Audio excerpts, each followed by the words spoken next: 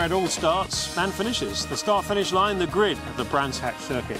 This is where the cars were lining up at the start of the race. This is where the band were playing, all the pomp and ceremony to start the race and indeed finish it too. The crowds, as before, on the right-hand side. The grandstands, pretty much the same position where they were when the film was shot. And the track here has not changed at all. This is exactly Premier circuit.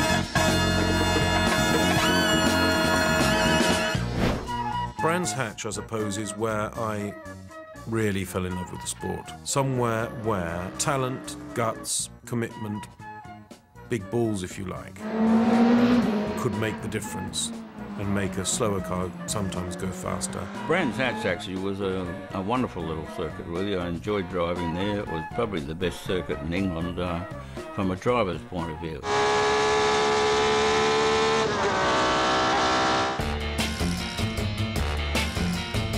Brands Hatch has always been very, very fondly regarded by drivers throughout time. I think every driver, first of all, loves the atmosphere racing here at Brands Hatch.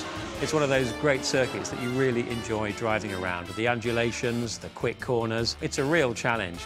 There's corners that aren't quite the same when you actually get into them than they look when you're arriving at them. So you have to learn them and learn the approach, learn exactly where to position the car and where to start your braking. If you haven't allowed for that, you're off into the gravel trap, as it is now, or the straw bales as it was in 1966. I think the fans love Brands Hatch because, for one thing, they can see so much. Because it sits in this natural bowl, it's a bit of an amphitheatre. So people that are watching along the main straight can see about half of the circuit. It's a very scenic circuit. Most circuits are pretty flat, and many are ex-wartime airfields. There are parts of certain Grand Prix tracks, like at Brands Hatch, which have their own celebrity, certainly. Corners, really corners.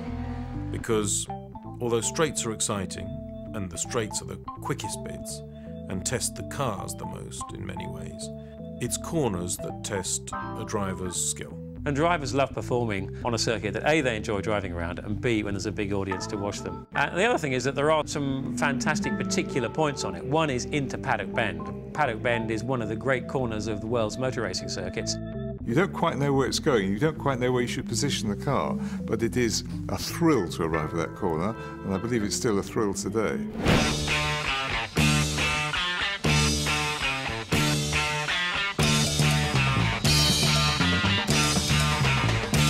Well, here we are on the entrance to Paddock Corner, the main start-finish straight, just in the distance there. You come down the hill, swooping down, and it's quick stuff. It's 120, 30 miles an hour down this corner, and here, of course, it's going down all the way, and the dip at the bottom is where it really bottoms out.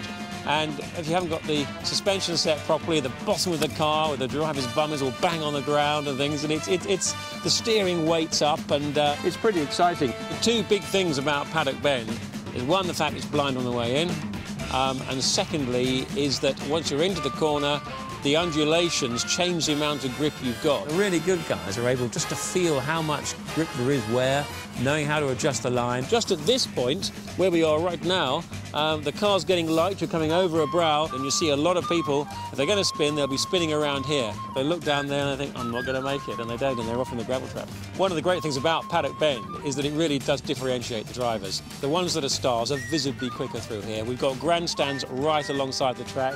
You know, people are standing right in front of the biggest area of talent demonstration on the circuit.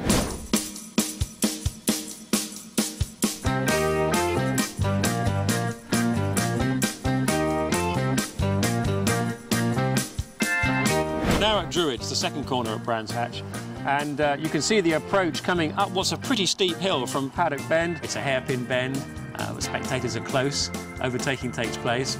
And any mistakes from the previous corner at Paddock are going to unfold at Druids. It's also a corner where things go wrong a lot, and so the gravel trap that we have on the outside will end up with 2 or 3 cars who've tried the overtaking manoeuvre, they tried the late out-braking up the inside, all around the outside, all got touched. In many ways, the quicker way round here is just to keep to the inside for most of the corner. If you try and take the classic wide line turning in and then swooping down, you'll find that somebody's popped up the inside of you, and although that's perhaps slow on a lap time, they've got track position, and then you can't get back.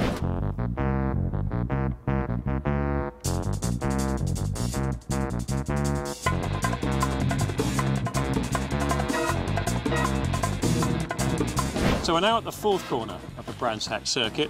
It's called Surtees, after the great John Surtees, of course, world champion on 4 wheels and 2. It's a tricky corner once again, because you can see already how it actually comes up in elevation all the way around as the corner goes on. It goes on and on and on. It's a long corner. And that has great opportunities as an overtaking corner. You need to be pretty wide to get the quickest lap, and that means that you're leaving the door tantalisingly open. When we come out of Surtees corner, we go down a long straight, it dips down a hill and up the other side, and then in to the mega fast Hawthorns corner.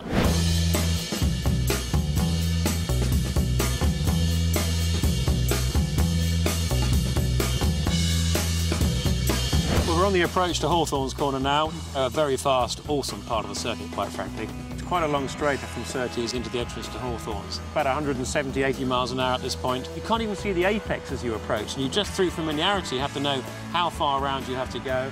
So it's 5th gear, 6th gear, up to say 170, 180, up towards it. In a very quick car, it may not even be braking at all. It may even be just a lift off the throttle, powering back on, and then coming into an awesome corner. Hawthorns, named after Mike Hawthorn, the great motorcyclist, and of course he started Formula 1 as well. It's a classic 90-degree corner, but as ever, everything here at Brands Hatch is undulating. It never stops. There's no break from this sweeping up and down that really makes you concentrate so much before going on then to Westfield, the next right-hander, where instead of going up through 90 degrees, you go down through 90 degrees.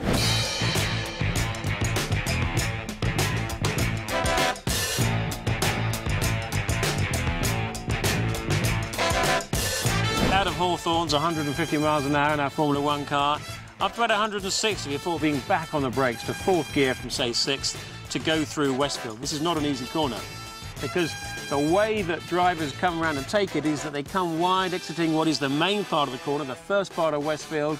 But unless they're really clued up as to where it goes, they can find themselves running out of room on the exit as it actually sweeps down. And in many races, I've seen drivers use the curb and not realise what's around the corner, get on the grass beyond the curb, and then out of control, and then hit the barrier further down. So there are plenty of traps for the unwary here.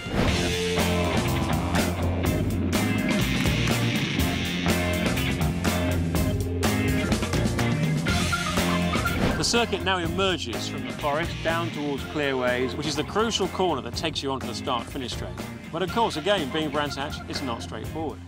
You come down pretty quickly, about 150, 60 miles an hour, down probably 5th gear, down on the brakes to 4th gear to sweep through what's a pretty fast corner at Clearways. The grip here is pretty good, but there's a high point just about 30 metres in front of us, after which it dips away, the track falls away, before coming back up the other side. And this area is when the car gets light.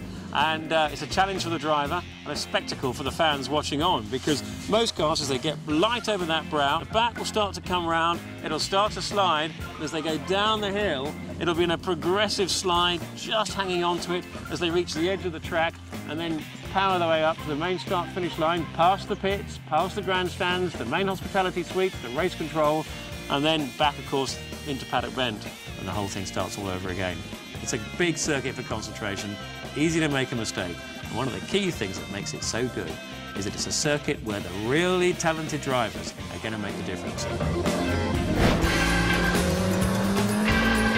Great place, wonderful place, Brands Hatch. The drivers used to say it was one of 2 or 3 of the circuits they loved the best. I won a lot of races there and enjoyed driving there very much. The circuit that we have here is pretty much identical to the circuit that was in the film Grand Prix. It provides drivers with that wonderful, wonderful challenge that everybody relishes, with the most magnificent view of any circuit in the world.